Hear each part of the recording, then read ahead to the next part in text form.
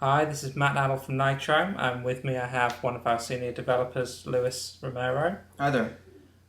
What we want to talk to you about today is an up and coming tech demo that we've been working on that hopefully is going to turn into a full game. So, what you've got on screen here is something from the latest site skin. Um, Immediately when we put it out, we got flooded with emails saying you have to make this into a full game. That looks such a fun mechanic.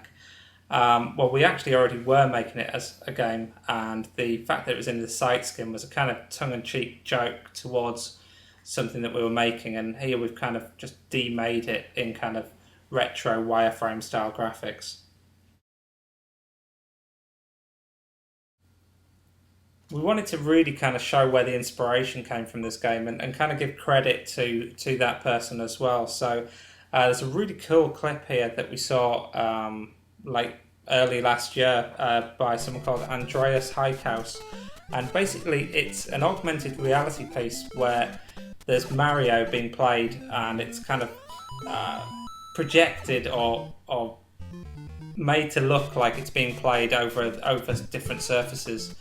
And that really intrigued us, the idea of playing a 2D game over three-dimensional surfaces. And we started to think about that. We got quite excited in the office. And when we really kind of like toyed with the idea and spoke about the idea with each other, we got lots of ideas. So we got a basic platformer here working.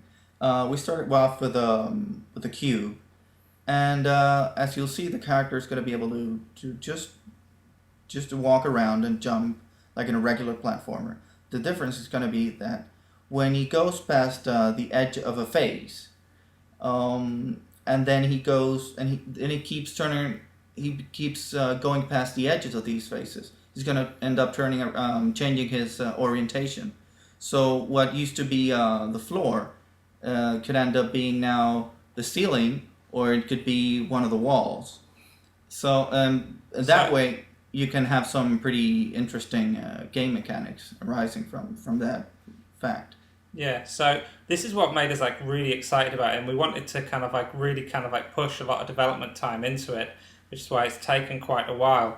And the real reason that we want to show what we've been up to is that in that time we've seen a lot of other developers taking the idea, perhaps they got inspired by the same thing that we did, and we've started to see progressively more and more similar things to what we came up with start Okay. to surface. Um, if you see here, if you notice, the character is jumping around the corners, which are open, and you can see this. It's really nice the effect that you can see when he jumps around the open corner and he changes his orientation, and that's something we didn't want to shy away from, dealing with open corners. Yeah, it was quite a technical hurdle for you to get past that bit, wasn't it, Lewis? Yeah, But yeah, it's a tricky mechanic, but we just didn't want to.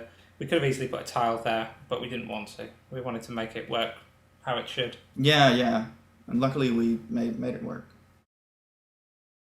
So we really wanted to push the concept of this game as further as we could. So one of the things we decided to do was just make it work on different shapes. One of the shapes we have working here is an L shape.